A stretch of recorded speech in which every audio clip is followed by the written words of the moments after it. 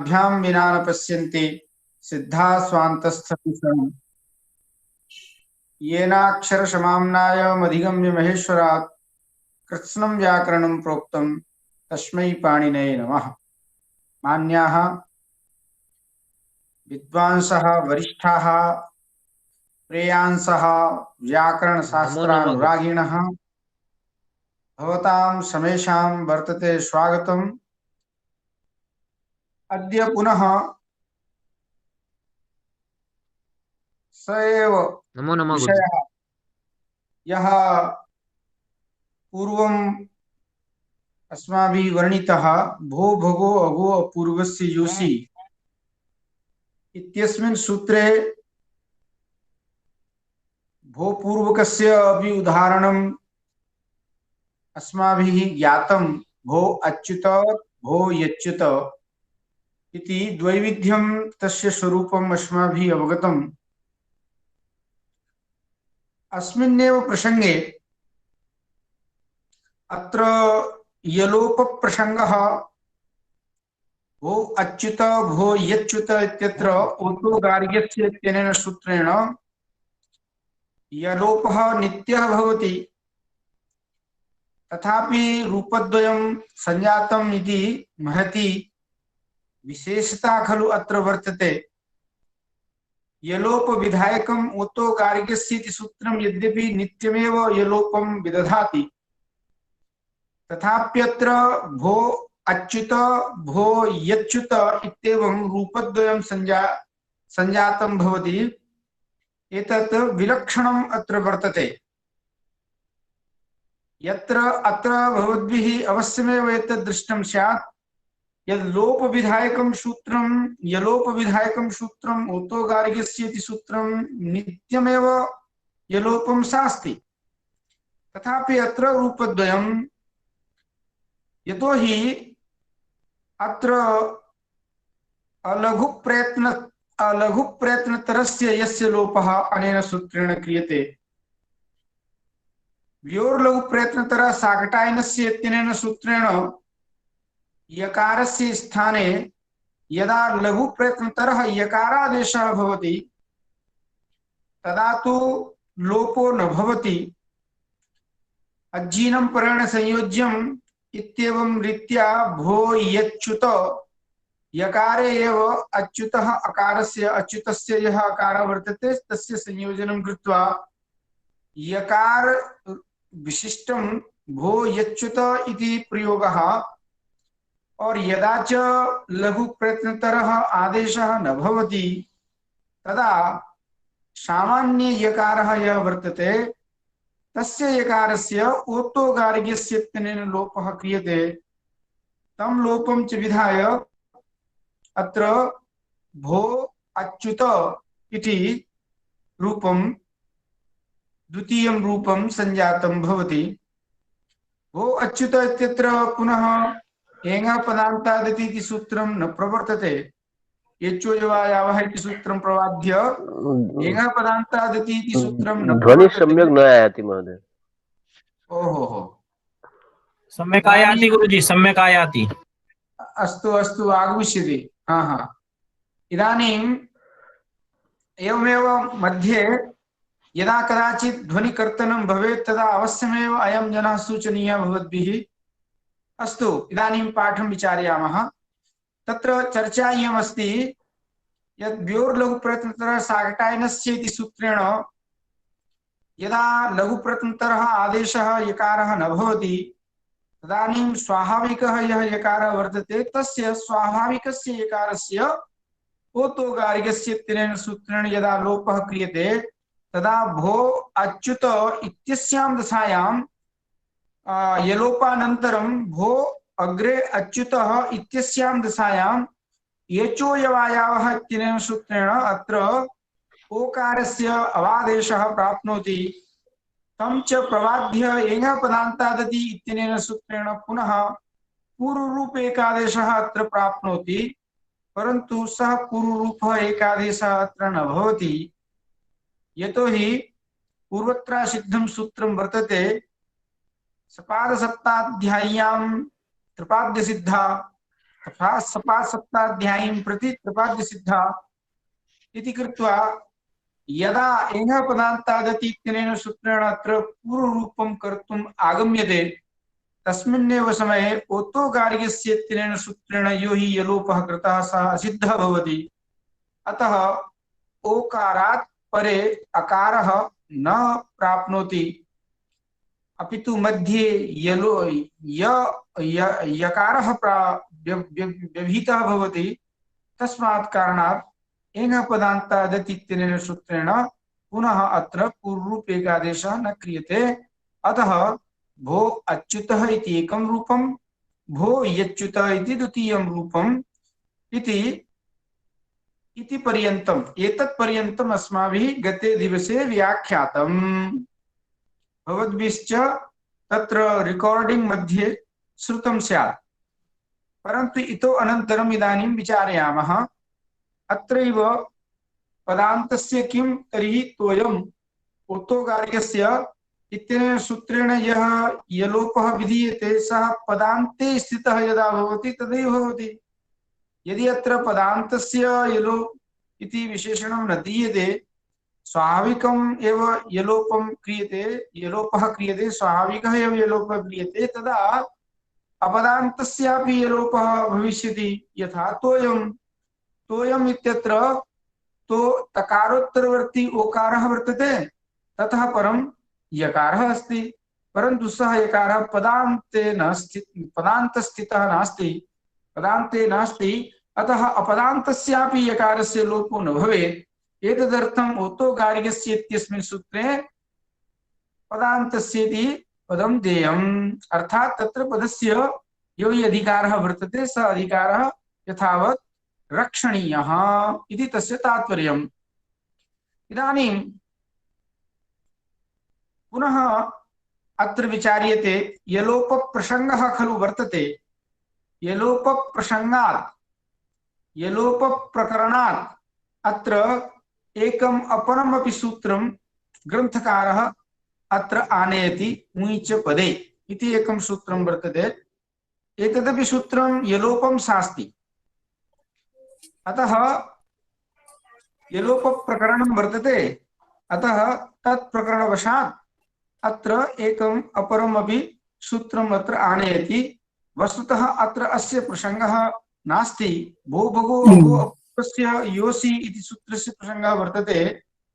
तो भो पूर्वकस्य उदाहरणं जातम्, अपूर्वकस्य उदाहरणं जातम्।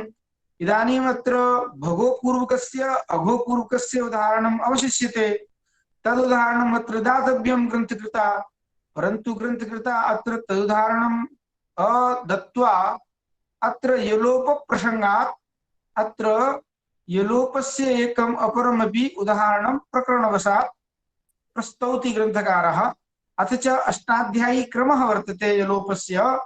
अष्टाध्यायी क्रमे अपि एतत् सूत्रं तत्रैव उपस्थितं भवति। अतः ग्रन्थकारः सिद्धान्तकौमुद्याम् अत्र तं सूत्रमपि आनयति।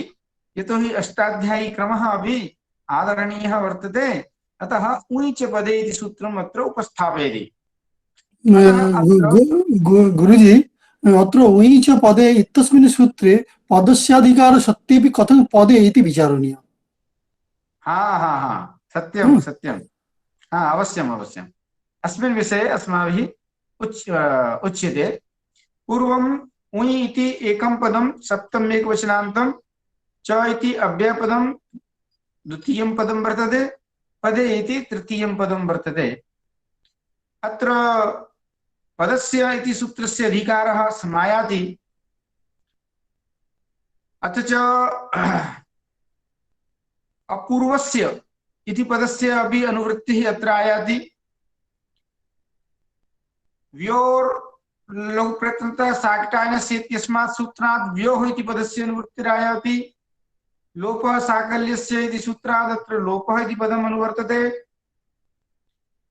अतः अस्य सूत्रस्य अर्थः भवति अपूर्वकयोः यकार वकारयोः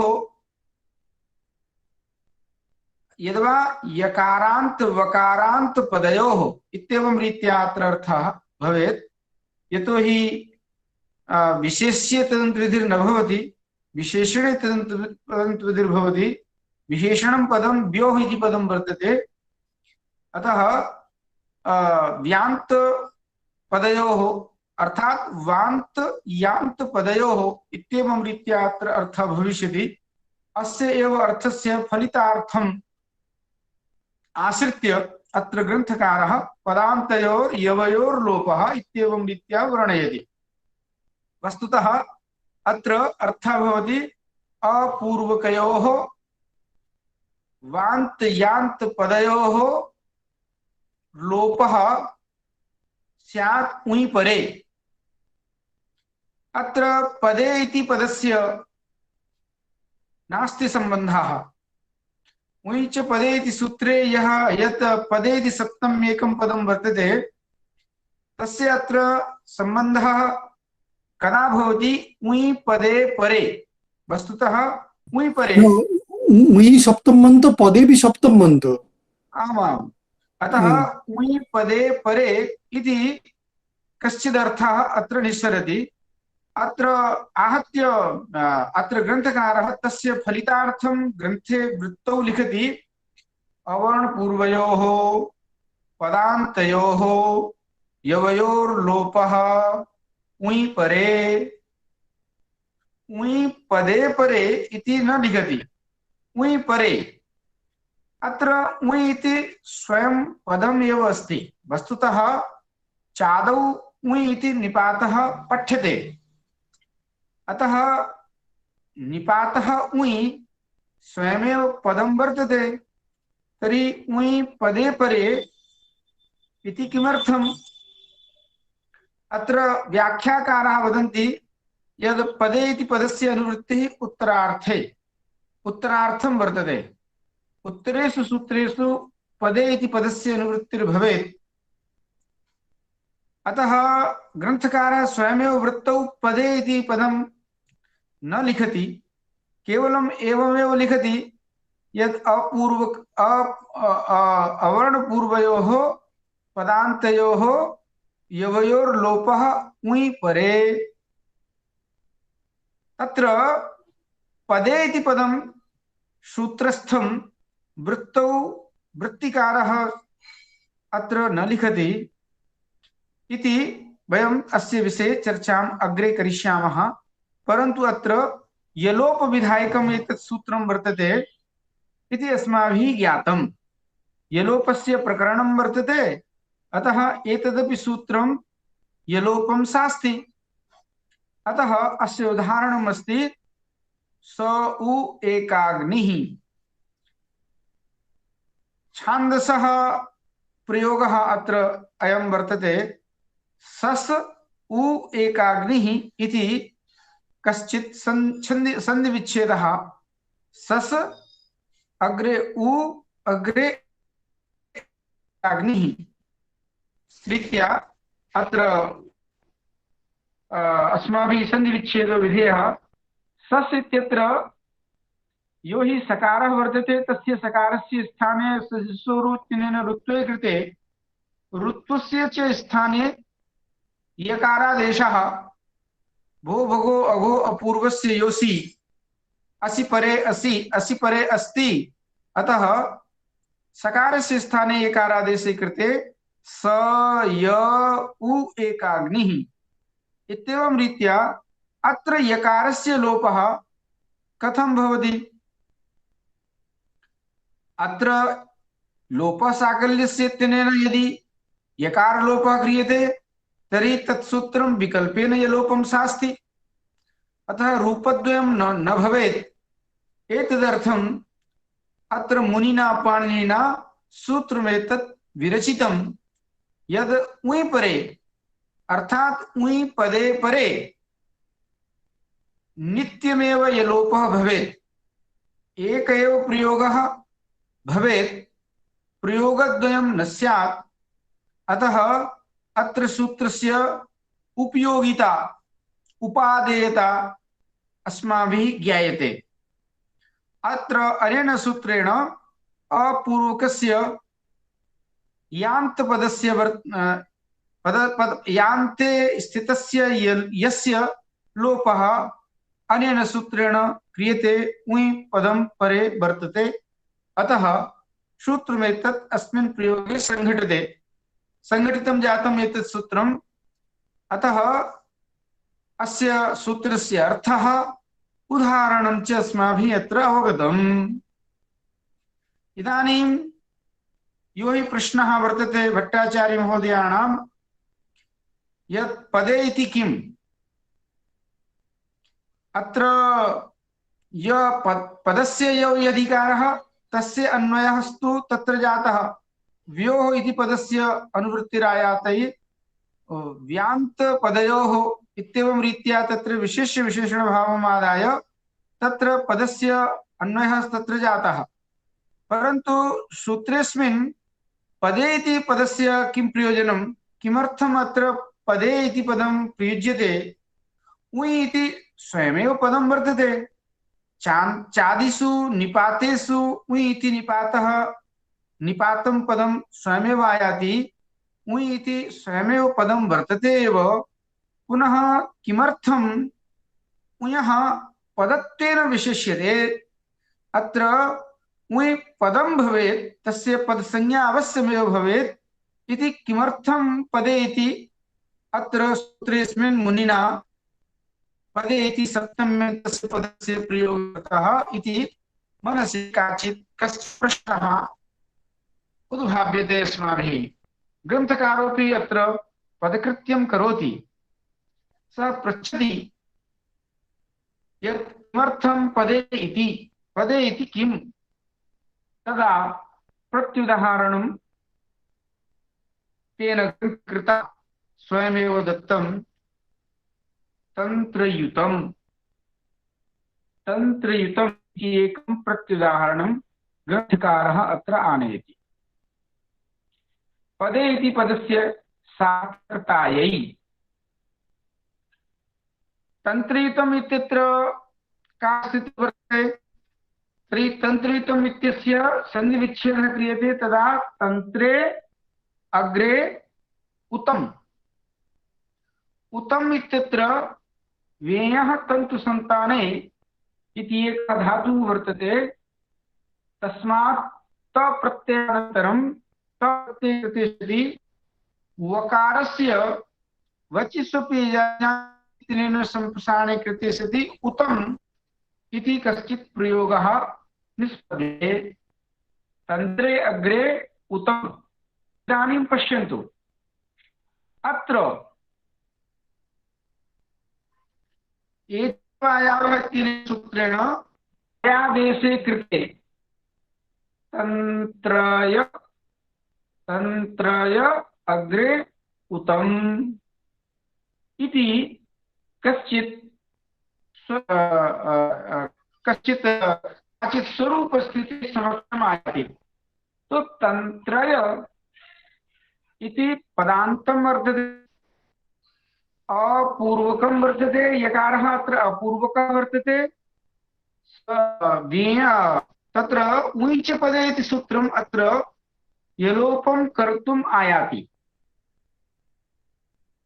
यलोपं कर्तुम् अत्र प्राप्नोति उञ्च पदे इति सूत्रम्। तस्य सूत्रस्य यो हि अर्थः अवर्णपूर्वयोः पदान्तयोर्योर्लोपः उञ् परे इत्येवं तस्य सूत्रस्य अर्थः वर्तते। अतः अत्र उञ् इत्यनेन उपरकत्वं तु अत्र अस्ति, परन्तु तत् पदस्वरूपेण स उ एकाग्निः इत्यत्र उञः एव स्वरूपं वर्तते, तस्य उञः पदत्वम् अस्ति, तस्य उञः तत्र पदत्वं वर्तते, मतलब वहां पर जो उञ है वह पद है, पर यहाँ व्यय से संप्रसारण करके त प्रत्यय करके व को उ करके, यहाँ पर जो उत्तम में जो उ है वह पद नहीं है। सूत्र में सूत्रकार ने पदे यह सप्तम्यंत पद था कि उन्हें पद पर होना चाहिए। उत्तम में जो उ है नहीं है, उसकी पद संज्ञा नहीं होती। और स उ एकाग्नि इस प्रयोग जो उ है उसकी संज्ञा होती है सुप्तिगंतम से। अतः उन्हें जहां पद संज्ञक होगा, ऐसा पद संज्ञक उन्हीं पर जहां होगा वही अपूर्वक यह का लोप होगा। अतः पदे ग्रहण नहीं करेंगे तो यहाँ पद संज्ञक के बिना जहां उकार पर में है, उत्तम में जो उ है वह पद संज्ञक नहीं है और उकार है। तो प्रतिपदोक्त प्रतिपदोक्तस्य विधानम प्रतिपदोक्त हाँ तदेव तदेव श्रूयताम् श्रूयताम् तद् अग्रे वर्ण्यते। परन्तु पूर्वं तु अत्र पदे पदस्य सार्थकत्वं प्रतिपाद्यते। अतः पदे ग्रहणं सार्थकम् इति पर्यन्तम् अस्माभिः अत्र ज्ञातव्यम्। यद् पदे पदं किमर्थं, तदानीं प्रश्नः आयाति, किं भो पदे ग्रहणम् इदानीमपि व्यर्थम्। कथं व्यर्थम्? यतोहि लक्षण एका परिभाषा वर्तते। लक्षण प्रतिपदोक्तयोर्मध्ये प्रतिपदोक्तस्यैव ग्रहणम्, लाक्षणिक प्रतिपदोक्तयोर्मध्ये प्रतिपदोक्तस्य ग्रहणम्। एकः कश्चित् न्यायः वर्तते, उत परिभाषेन शेखरेपि एषा परिभाषा समादृता वर्तते। लक्षण प्रतिपदोक्तयोः मध्ये प्रतिपदोक्तस्यैव ग्रहणम्। लाक्षणिक प्रयोग, लाक्षणिक उकार और प्रतिपदोक्त उकार। तो यहाँ उतः में जो उकार है वह लाक्षणिक है, बनाया गया है, प्रतिपदोक्त उई नहीं है। स उ एकाग्नि ही इस उदाहरण में जो उ है वह प्रतिपदोक्त है। कंठतः उ वहां कहा गया है, किसी के द्वारा बना करके वहां उ उपस्थित नहीं है। अतः यदा एषा परिभाषा अत्र उपस्थाप्यते यत् लक्षण प्रतिपदोक्त लाक्षणिक प्रतिपदोक्तयोर्मध्ये प्रतिपदोक्तस्यैव ग्रहणम्, तदा पुनः किमर्थं पदे इति सूत्रं, पदे इति पदम् अर्थं मुनिना अत्र कृतं, तस्य उदाहरणं ग्रंथकारः अग्रे पंक्तौ लिखति। किं लिखति? यदि तु प्रतिपदोक्तो निपात उइति गृह्यते तर्हि उत्तरार्थं पदग्रहणम्। इदानीं भवन्तः चिन्तयन्तु किञ्चित्, एषा पंक्तिः किमर्थं लिखिता?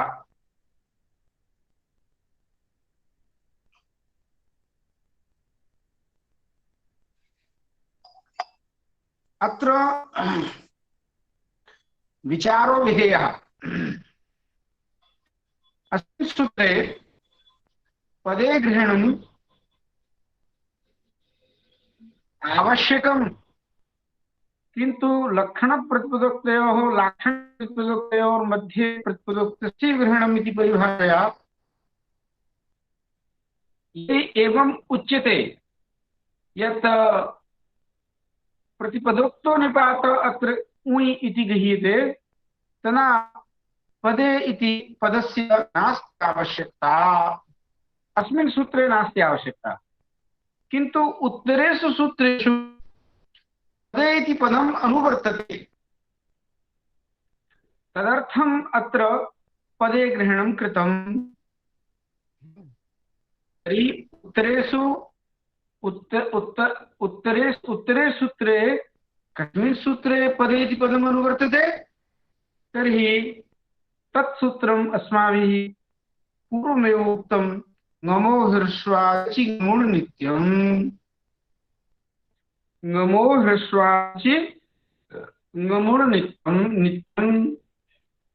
ह्रस्वात् परो योगम तदन्तं यत् पदम तस्य नुम्रागमः स्यात् अच्परे कश्चित् अर्थः पूर्वम् अस्माभिः ज्ञातः, उदाहरणमपि ज्ञातं। तत्र अचि परे इति अर्थः नास्ति, अपितु अजादौ पदे परे। तत्र अचि इत्यत्र सत्वन्ते अस्मात् सूत्रात् ऊच पदे इति सूत्रात् पदे इति सत्वन्तं पदं तत्र अनुवृत्तं भवति। यस्मिन् विधिस्तदा बलग्रहणे तदादिविधौ कृति अजादौ अचि परे अजादौ पदे परे। अतः सन्नच्युतः सुगणनीशः प्रत्यङ्गात्मा एते प्रयोगाः व्याख्याताः। सन्नच्युतः यः अच्युतः इति पदं वर्तते सोपि तदपि पदम् अजादिपदम् अस्ति। सुगणनीशः इत्यत्र ईशः यत् पदं वर्तते तदपि अजादिपदं वर्तते। प्रत्यङ्गात्मा इत्यत्र यो आत्मा यत् आत्मा पदं वर्तते तदपि अजादिपदं वर्तते। अतः ममो ह्रस्वादचिगौण नित्यम् इत्यस्य सूत्रस्य अर्थः तत्र अजादिपदे परे इति अर्थः तत्र भवति। तत्र अयम् अर्थः कथं भवति? तस्मिन् सूत्रे अस्मात् ऊच् पदे इति सूत्रात् पदे इति पदम् अनुवृत्तं भवति। किमर्थम् अनुवृत्तं भवति? यदि एतत् पदे इति पदम् अनुवृत्तं भवेत् तर्हि तत्र का आपत्तिः? तर्हि तत्र व्याख्यातमासीत् परमदण्डिनौ इत्यत्र नुडागमः भविष्यति, नवागमः भविष्यति। यद्वा दण्डी शब्दस्य प्रयोगः दण्डस्य प्रयोगः तृतीयैकवचने दण्डिना भवति, तर्हि दण्डिना इत्यत्र नुटागमः कथं न?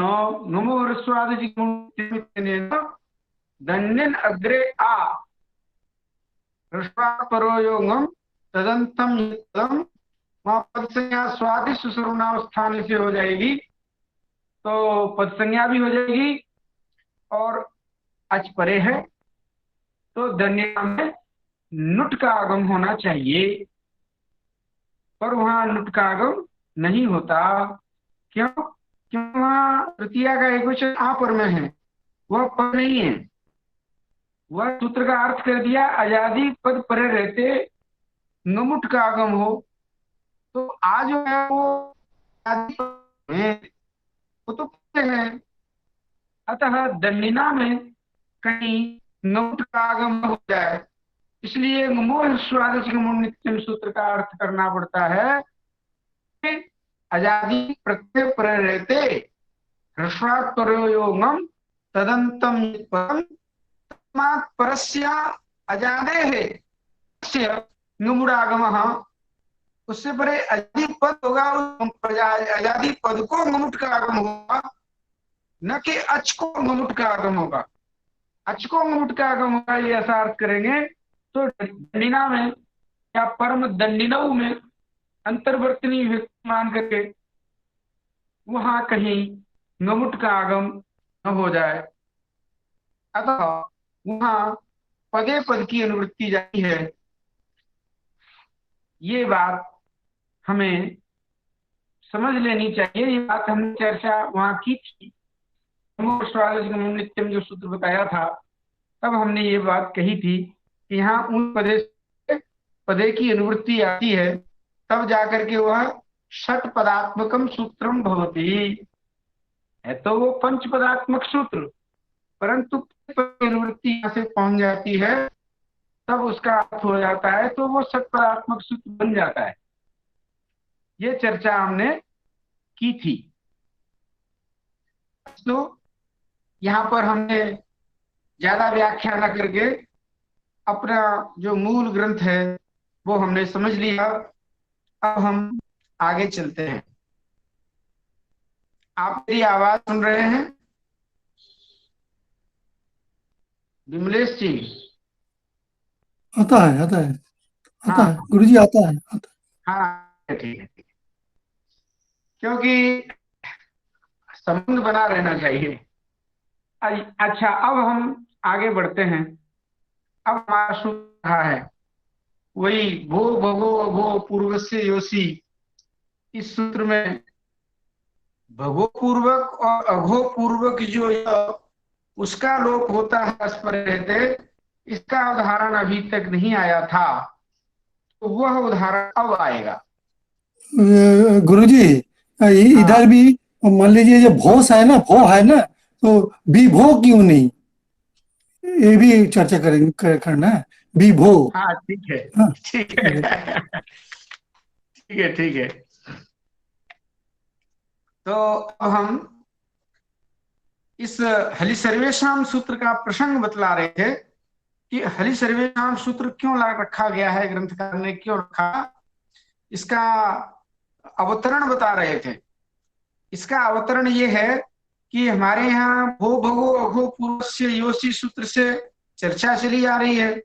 भो पूर्वक, भगो पूर्वक, अघो पूर्वक और अपूर्वक जो रू, उसके स्थान पर किया गया जो यह, उसको यह आदेश होता है अस्परे रहते। तो उसमें हमने सभी उदाहरण देख लिए। अपूर्वक उदाहरण देख लिया, भूपूर्वक रू को यह आदेश का उदाहरण देख लिया। अब भगोपूर्वक और अघोपूर्वक जो रू, उसको यह आदेश होता है अस्परे रहते, इसका उदाहरण कहाँ है? तो उसका उदाहरण हम अब प्रतिपादित करेंगे। उससे पहले हरि सर्वेशम सूत्र को देख लीजिए। यह सूत्र वहां प्रवृत्त होता है, अतः इस सूत्र का अर्थ अब हम समझते हैं। हरि सर्वेशम, हरि इति सप्तम्य वचनान्तं पदम प्रथमं पदं वर्तते। सर्वेषाम् इति षष्ठी बहुवचनान्तं द्वितीयं पदं वर्तते। अस्मिन् सूत्रे भो भगो अघो पूर्वस्य इति सूत्रस्य अनुवृत्तिर्भवति। लोपः साकल्यस्य तेन लोपः पदस्य अच्च यकारस्य यस्य लोपः तः व्योर्लघुतन्त्र साक्तायनस्य तस्मात् सूत्रा य इति पदम् अनुवर्तते।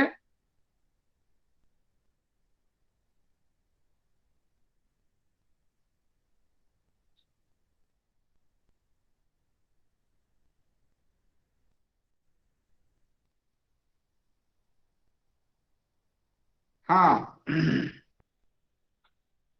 हम थोड़ा सा चिंतन में थे, तो अब इस सूत्र का अर्थ क्या हुआ?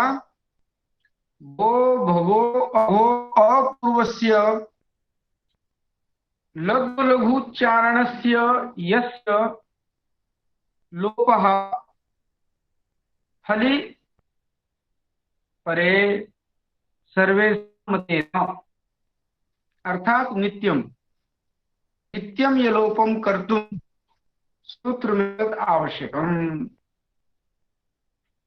अत्र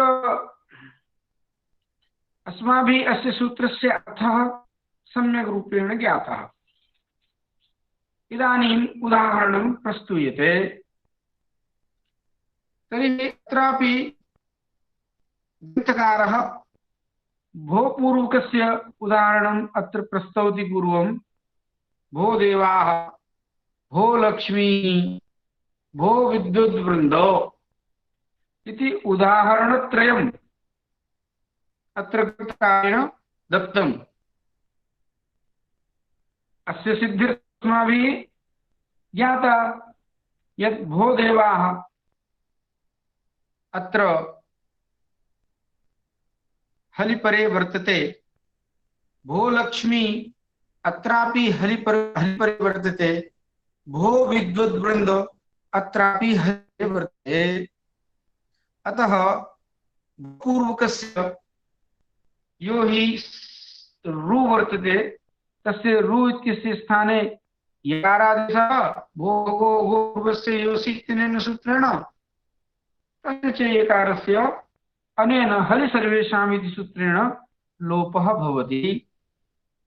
अतः लोपे कृते सति भो देवाः, भो लक्ष्मीः और भो वृन्द इति प्रयोगः अत्र सिद्ध्यति। अत्र प्रश्नः क्रियते। अत्र प्रश्नः अयम् उद्भाव्यते यस्य यलोपस्य कर्तुम् एतत् सूत्रं नावश्यकम्। अत्र तु लोपयोर्वलि इत्यनेन सूत्रेण अपि यकारलोपः कर्तुं शक्यते। अत्र सर्वत्र वलिपर्कम् अस्ति इति एकः कश्चित् प्रश्नः अत्र उद्भाव्यते यत् किं भो अत्र लोपो वलि इत्यनेन एव सूत्रेण यकारस्य लोपः भविष्यति। वल परे यकारो भवेगा, वकार एकारयोर् लोपः स्यात् बलि, लोपो वयोर्बलि इति सूत्रस्य अर्थः वर्तते। तदा भवद्भिः अवश्यमेव एतद् ज्ञातव्यम्।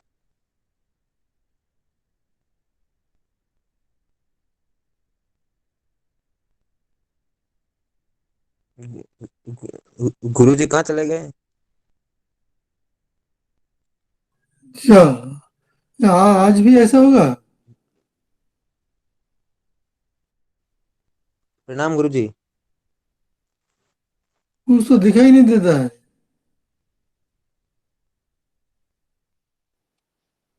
आज भी गुरुजी ने लेफ्ट कर दिया।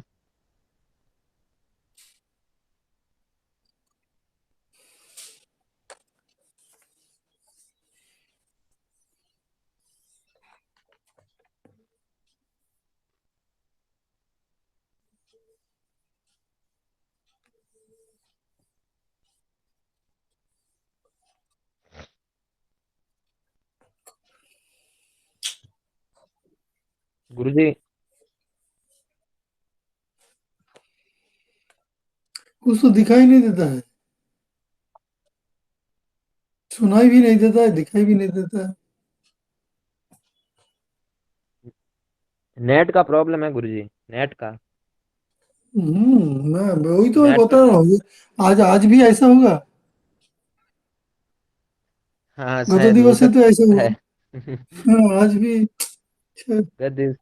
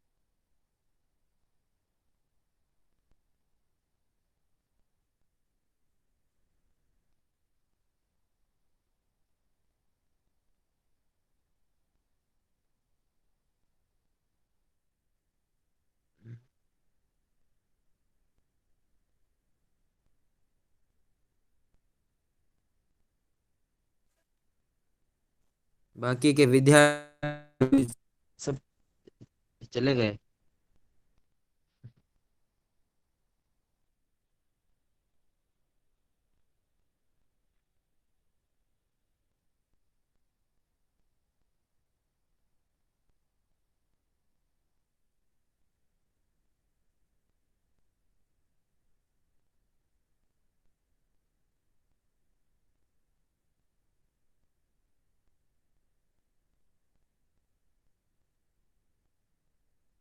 ए- ए- घर चलो रिचा, हो गया टाइम।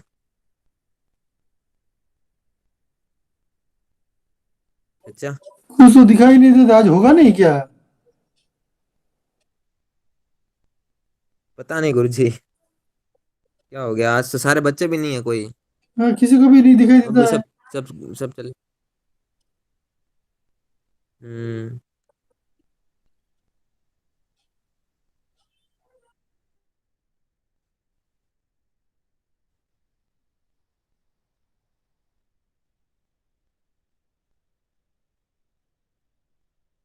ग-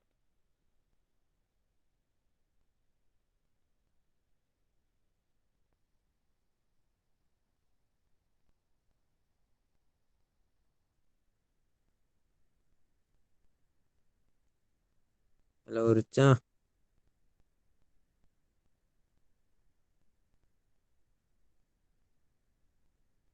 हेलो।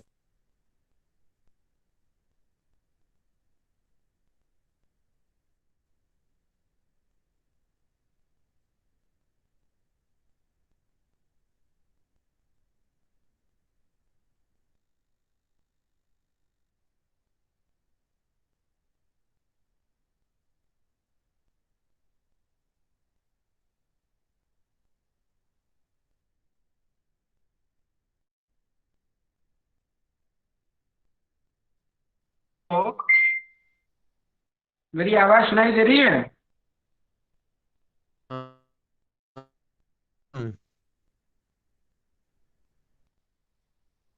हाँ गुरुजी। प्रियांशु, मेरी आवाज हाँ सुनाई दे रही गुरुजी। है?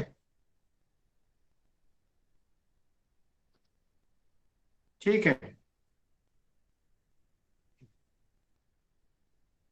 कोई लोग लिख रहे हैं कि मेरी आवाज नहीं सुनाई दे रही है। मैंने सोचा आप कल की तरह चले विजेंद्र जाओगे जी। वापस। हाँ हाँ, पर क्या? हमारी आवाज तो सुनाई दे रही है ना? हाँ हाँ बिल्कुल। हेलो। हाँ हाँ सर, आ रही है, आपकी आवाज आ रही है। आ रही है आवाज? हाँ, वो थोड़ी है ना, नेटवर्क की प्रॉब्लम रहती है इधर। हम्म। और कौन कौन है अभी? विजेंद्र जी हैं, हमारे भट्टाचार्य जी हैं। भट्टाचार्य जी को आवाज सुनाई दे रही है नहीं दे रही है? भट्टाचार्य जी। बोलिए, सुनिए।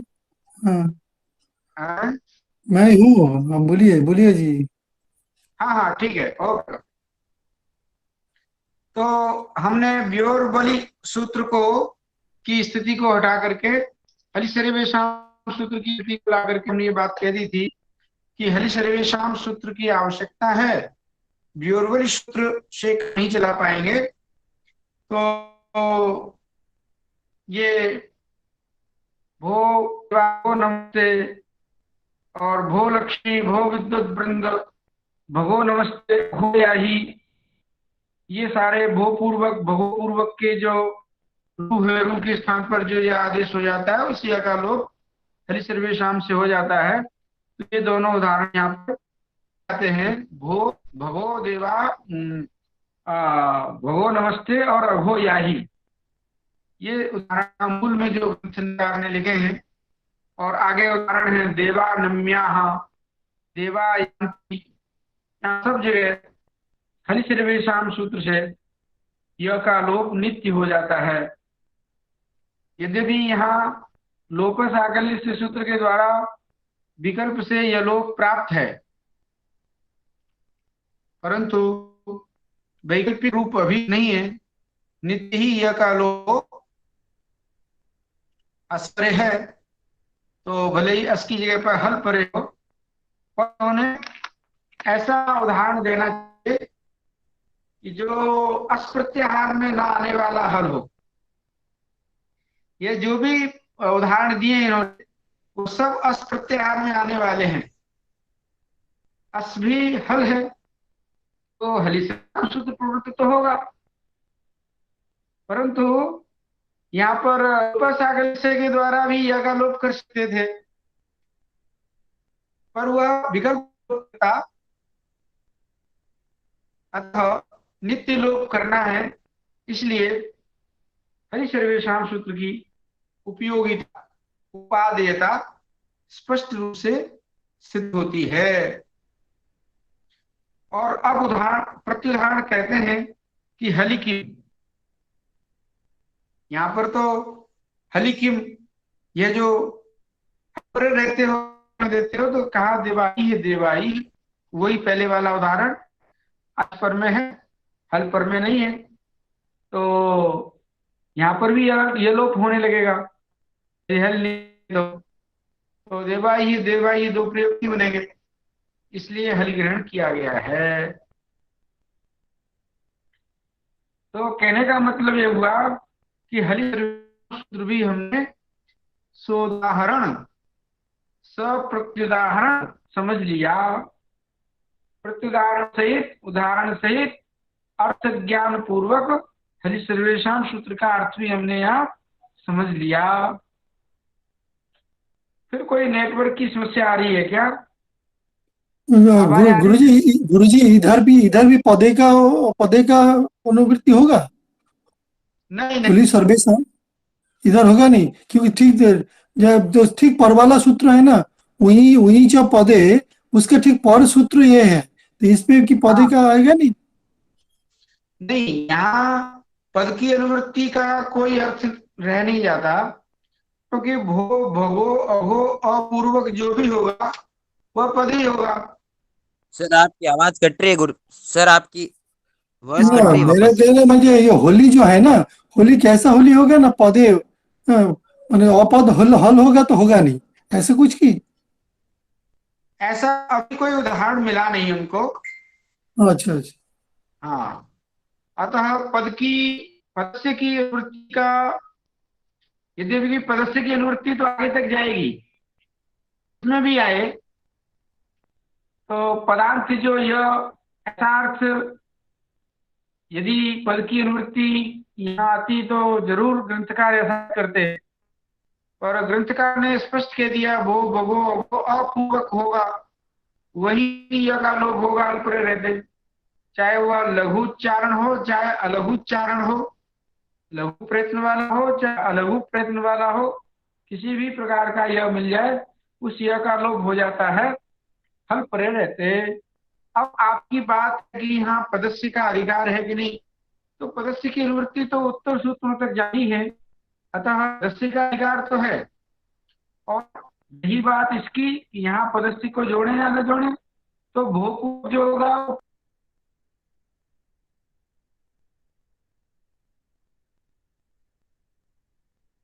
ये कहाँ चले गए सर? वापस चले गए। नेटवर्क की प्रॉब्लम है गुरुजी इधर।